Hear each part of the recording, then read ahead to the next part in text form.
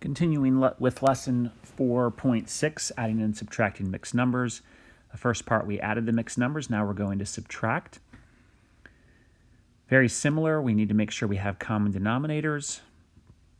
When we subtract, we may have to do some borrowing or renaming of our fractions, which we're familiar with because we've had to do that with whole numbers before.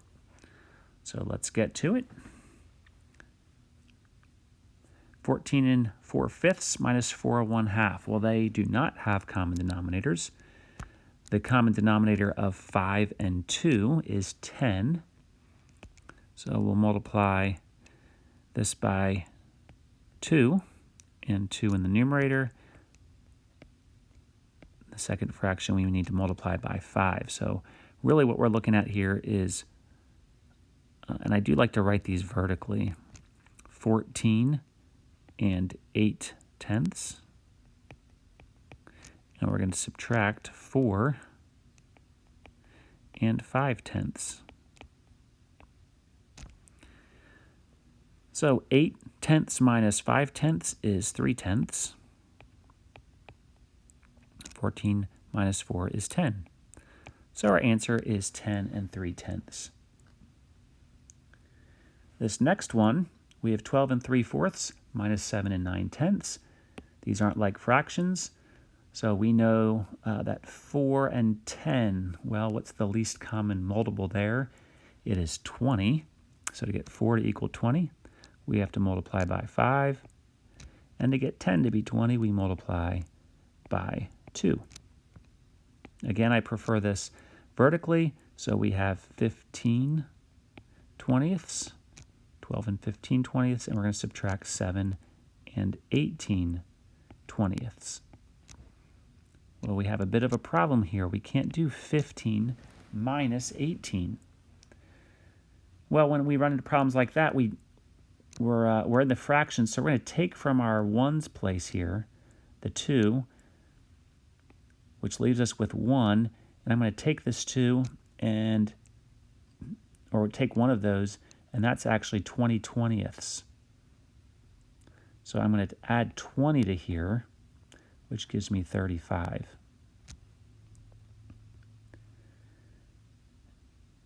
So I took one of my wholes out of 12, I made that down to 11. I took a whole, which was 20/20, and added it to the part of 15/20, which gave me 35/20. Now I can subtract 35 minus 18. Might have to come to the side once in a while to do the subtraction. So 35 minus 18. See here, we do that borrowing again. We're used to that. So 2, we put a 1 here. So we're adding 10 to the 5, which gives us 15. 15 minus 8 is 7. 2 minus 1 is 1. So 35/20 minus 18/20 is 17/20. And then 11, because we borrowed here, 11 minus 7 is 4. So 4 and 17/20. The next ones are actually, this is how I prefer to set them up. So we got 9/10, 14 and 9/10 minus 7 and 3/10. So 9/10 minus 3/10, 9 minus 3 is 6. So we have 6/10, and 14 minus 7 is 7. We cannot leave it like that because 6 and 10 are both factors of 2. So we'll divide both of these by 2, which gives us our final answer of 7 and 3/5. Moving to the next three. 20 and 3/8 minus 17 and 1/4. We need a common denominator. What will the common denominator be? Correct. It'll be 8, so we have to multiply both top and bottom by 2. That gives us 20 and 3/8. This was already in 8, so we didn't have to change it. And we're subtracting 17 and 4/8. 2/8. I apologize. 1 times 2 is 2. We subtract here, 3/8 minus 2/8 is 1/8. 20 minus 17 is 3. So we get 3 and 1/8. coming to part E. This one's a little bit different. We have 17. We don't have any fraction after 17, minus 3 and 7/12. Well, really, that's saying 17 and no twelfths, minus 3 and 7/12. So what we do, we're going to take from our 7 and make that a sixth. So if I take a 1, that's 12/12. This might even actually be easier to see it this way. So if I had 17 full pizzas and I wanted to take one and cut it up, I could take one. Now I have 16 holes and cut the other one into 12/12. And now we can do the subtraction.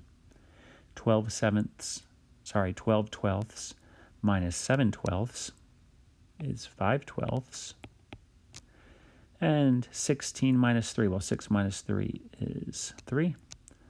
And then 1 minus 0 is 1. So we have 13 and 5/12. This last one here, we have 18 and 2/9 minus 13 and 5/6. The common denominator of 9 and 6. Well, we have 6, 12, 18.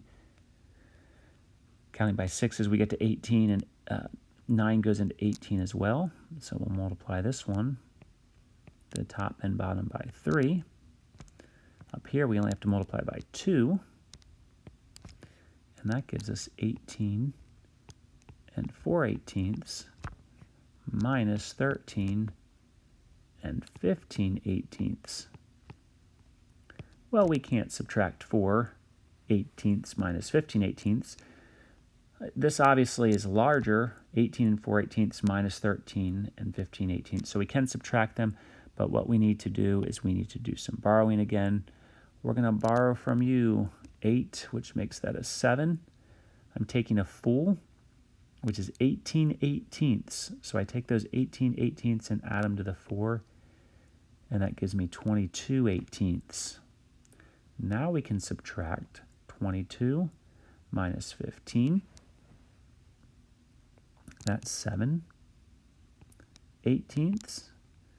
7 minus 3 is 4.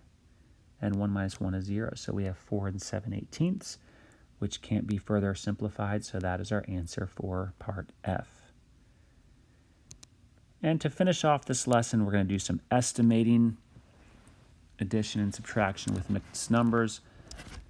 Similar to before, we can get close to 1 or close to half or close to 0. So 2 and 3/4, it's kind of a in-between one, but we'll just say that's close to 3.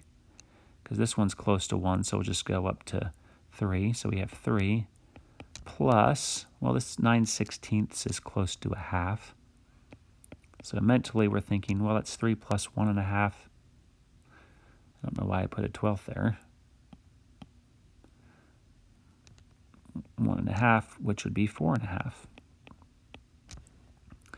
Our next one, well, that is close to 10. 1/10 is close to 0, so it's really like subtracting 3. So our estimate would be 10 minus 3, which is 7. 20/19, that is close to 1. 1/7 is pretty small, so that's close to 0. So 1 minus 0, our estimate is 1. That's close to 9. 3/8, that's close to a half. So 9 minus a half is 8 1/2, and that would be our estimate.